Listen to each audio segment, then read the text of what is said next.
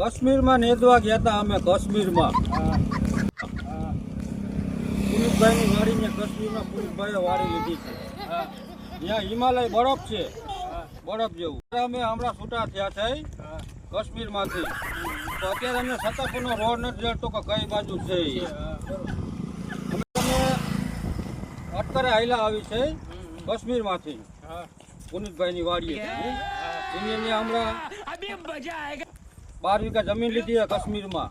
અને અમને આજ 5-6 દિવસ ત્યાં ફોન કર્યો કે દીપકભાઈ તમે જ ને દો આવો, મનસુખભાઈ તમે જ ને દો આવો, શિવરાજભાઈ તમે જ ને દો આવો, અને હસમુખભાઈ પસાર આવે કે તમે ને દો આવો. એ કે અમે છે કાશ્મીરમાં ગયા હતા, એનું કામ કરી દીધું ને પુનિતભાઈનું.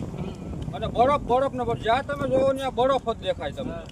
શું અમે માન આ રસ્તો ગોઈતો છતાં પણ પૂછતા હાઈલા આવી છે. અમે અત્યારે અમે 3 જણા ભેગા છે અને હસમુખભાઈ અમારા આગળ હાઈલા જાય છે.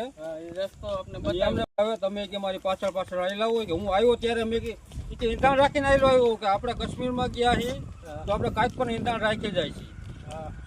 શું જો ત્યાં અમે રોડે થયેલા છીએ હતાપરના. હવે અમે જો ક્યારે પૂગી જાય. હા અને આ ભાઈ કાશ્મીરમાંથી આવે છે. આ ભાઈ જાય આયર છે. હા એ કાશ્મીરના જ છે. તો બસ ભાઈ સમાપ્ત. અને અમારો વિડીયો જોયા રાખજો, શેર કરજો ને લાઈક કરજો. કીર્તન જવા દે. અને ભાઈ એમાં પછી કીર્તન ગાયું રોડે સડાઈને.